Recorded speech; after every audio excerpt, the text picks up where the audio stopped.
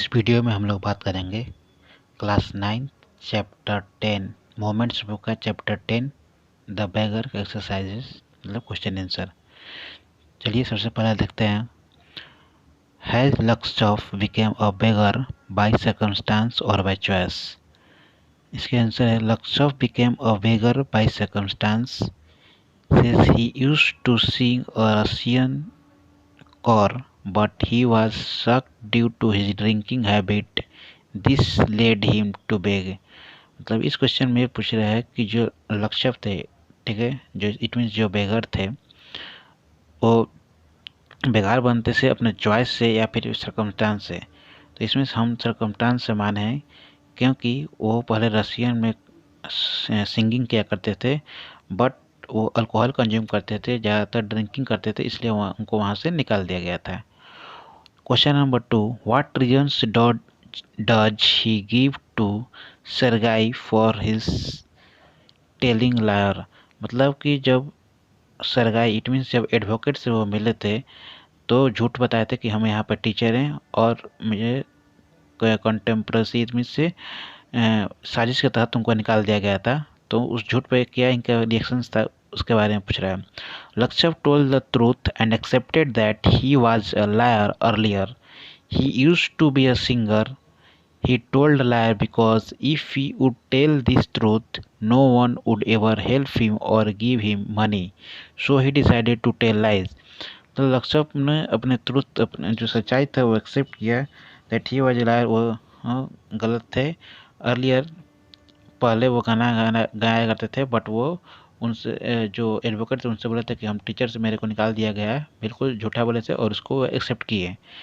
और झूठा बोलने का कारण ये था, वो इसलिए बता रहे हैं कि अगर हम झूठ नहीं बोलते तो क्या करते हैं, अगर हम सच्चाई बता देते तो लोग मेरे को हेल्प नहीं करते हैं, लोग मेरे को पैसा मांगने पर नहीं देते हैं, ठीक है, इसलिए उनको झूठ का सहारा लेना पड़ा। Question number 3, is Lushkoff a willing worker, why then does he agree to chop wood for Sergei. मतलब जो लक्ष्य थे उनको काम करने की मजबूरी था। वाई डॉज ही मतलब वो सरगाई इट मीन्स एडवोकेट का लकड़ी काटने के लिए तैयार क्यों हो गए। No, Lushkoff is not a willing worker, Lushkoff काम करने के लिए नहीं थे। He had lost his strength and stamina due to his habit of drinking. Due to his habit of drinking मतलब कि उनके पीने की आदत, उनके जो अल्कोहल कंज्यूम करने की जो लत लगी थी उसके कारण उनका जो स्टेमिना था वो कम हो गया था और स्ट्रेंथ भी कम हो गया था। He agree to chop wood for Sergei not because he was hungry और wanted to work but became of pride and shame and he had been trapped by his own words। मतलब कि वो लकड़ी काटने के लिए रेडी, सरगाई के कहने पर लकड़ी काटने के लिए तैयार इसलिए हो गए क्योंकि उनको खाने की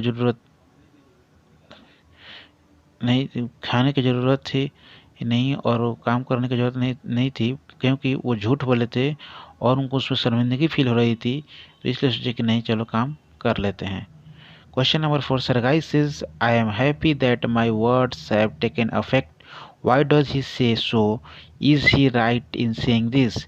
मतलब सरगाई बोलते हैं कि हम जो उसको एक खराब इंसान से अच्छा इंसान बना दिए और मेरे बात जो हम बोले वो माना, ठीक है, वो ऐसा क्यों बोल रहे हैं, क्या वो बोले वो सच सही है, इसके बारे में पूछ रहा है। Sergei says I am happy that my words have taken effect because he would a change in Lushkoff was who not willing to work intently.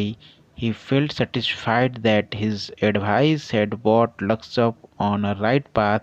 Yes, he was right in saying so, otherwise Lakshap would still have been lying and begging। मतलब वो ये बोल रहे हैं कि मेरे बात तो उनको खुशी है कि मेरे बात को ये माना और एक लक्ष्य में चेंज आया। नॉट विलिंग टू वर्क, पहले स्टार्टिंग में काम करना नहीं चाहता था बट काम करना शुरू कर दिया। ही फेल्ट सेटिस्फाइड, उनके काम से सेटिस्फाइड है और लक्ष्य को गाइड करके अच्छे पाथ पर, अच्छे रास्ते पर उसको अच्छे मार्गदर्शन दे दिए।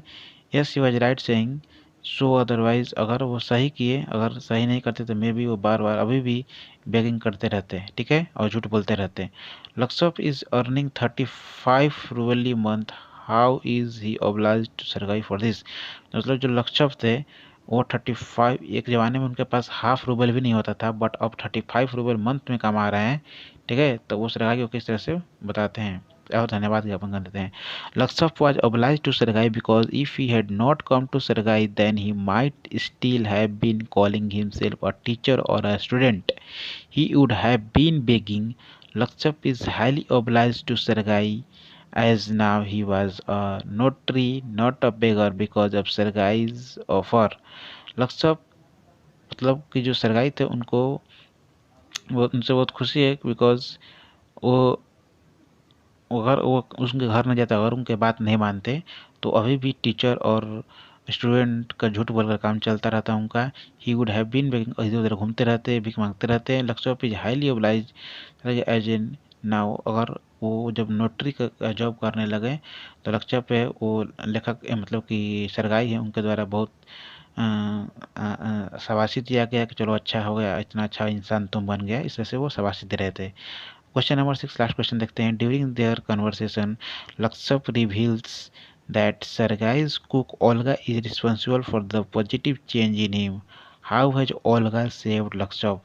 ओल्गा जो उनका कुक थी लक्षप का, सॉरी सरगाई का है, उसके बारे में पूछ रहा है। ठीक है, और वो किस तरह से उनको लक्षप को सेव की, इसके बारे में बताना है। Lushkoff reveals that Olga is responsible for positive change in him. Lushkoff ये बोल रहे हैं कि मेरे में जो भी पॉजिटिव चेंज आया है उसके लिए पूरा क्रेडिट ओल्गा को जाता है, because she was a sympathetic lady, वो एक बहुत अच्छी लेडी है, बहुत पोलाइटरी लेडी है। सी डिड द चॉपिंग हिमसेल्फ, वो मुझे चॉपिंग करने के लिए बोला गया था, बट मेरे को दिए बिना अपने सब लकड़ी को काट देती थी। She realise the condition of Lushkoff and tried her best to improve him. वो उस जो कंडीशंस लक्षप का था, जैसे कि वो अल्कोहल कंज्यूम के कारण उनके पास एनर्जी नहीं था, स्टेमिना नहीं था, तो लकड़ी को चॉप नहीं कर पाते थे, तो वो कोशिश करते थे कि जितना पूरा अपने से हम काटेंगे, और उसको समझने की कोशिश करते थे कि लक्षप से नहीं हो पाएगा, तो इसीलिए इसको आराम करने देते हैं, और मतलब कि उसको काम नहीं कराना चाहती थी। Olga was responsible for the positive change in him, और जो भी उन्हें पॉजिटिव चेंज आया उसके लिए मेन जो रिस्पॉन्सिबल थी वो ओल्गा ही थी, जो कि सरगाई की कुक थी, और ये शायद उनका हेल्प नहीं कर पाती, तो ये मे बी इस टाइप का उनमें भी चेंजेज नहीं आता, इसलिए वो उनको ऑब्लाइज कर रहे हैं। Thank you.